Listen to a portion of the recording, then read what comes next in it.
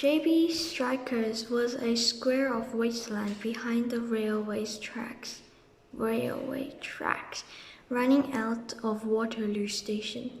The area was enclosed by a high brick wall topped with broken glass and razor wire. Two wooden gates hung open, and from the other side of the road, Alex could see a shed with a security window, and beyond it, the tottering piles of dead and broken cars. Everything of any value had been stripped away, and only the rusting carcasses remained, heaped one on top of the other, waiting to be fed into the crusher. There was a guy sitting in the shed, reading a newspaper. In the distance, a bulldozer coughed into life, then roared down on a battered Ford Taurus, its metal claws smashing through the window to scoop up the vehicle and carry it away. A telephone rang somewhere in the shed, and the guard turned around to answer it. That was enough for Alex. Holding his bike and wheeling it alongside him, he sprinted through the gate. He found himself surrounded by dirt and debris. The smell of diesel was thick in the air, and the roar of the engines was deafening. Alex watched as the crane stripped down on one of the cars, seized it into a metal grip, and dropped it into a crusher. For a moment, the car rested on a pair of shelves. Then the shelves lifted up, toppling the car over and down into a through. The operator, sitting in a glass cabin at one end of the crusher, pressed a button, and there was a great of black smoke. The shelves closed in on the car like a monster insect, folding in its wings. There was a grinding sound as a car was crushed until it was no bigger than a rolled-up carpet. Then the operator threw a gear and the car was squeezed out, metallic toothpaste being chopped up by a hidden blade. The slices tumbled to the ground. Leaving his bike propped against the wall, Alex ran further into the yard, crouching down behind the wrecks. With the din from the machines, there was no chance that anyone would hear him, but he was still afraid of being seen.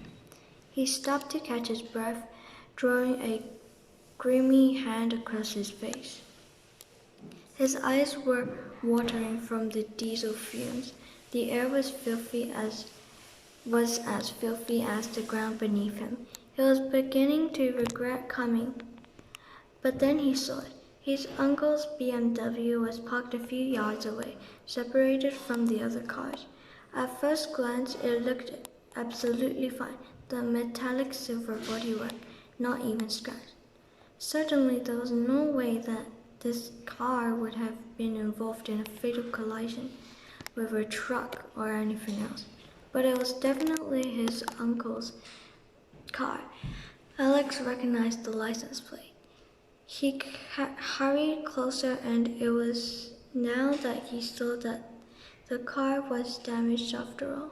The windshield had been smashed along with all the windows on the driver's side.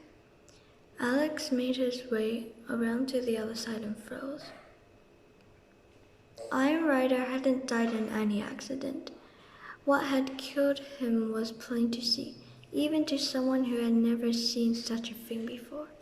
A spray of bullets had caught the car full on the driver's side, shattering the front tire, smashing the windshield and side windows, and punching into the side panels. Alex ran his finger over the holes. The metal felt cold against his flesh. He opened the door and looked inside. The front seats, pale gray leather, were strewn with fragments of broken glass and stained with patches of dark brown. He didn't need to ask what this thing was. He could see everything. The flash of the machine gun, the bullets ripping into the car, and Alex Rider jerking in the driver's seat. But why? Why kill a bank manager? And why had the murder been covered up? It was the police who had delivered the news that night, so they must be part of it. Had they lied deliberately? None of this made sense. You should have gotten rid of it 2 days ago. Do it now. The machines must have stopped for a moment if there hadn't been a sudden lull. Alex would never have heard the men coming. Quickly he looked across the steering wheel and out the other side. There were 2 of them, both dressed in loose-fitting overalls. Alex had a feeling he'd seen them before. At the funeral. One of them was the driver, the man he had seen with the gun. He was sure of it.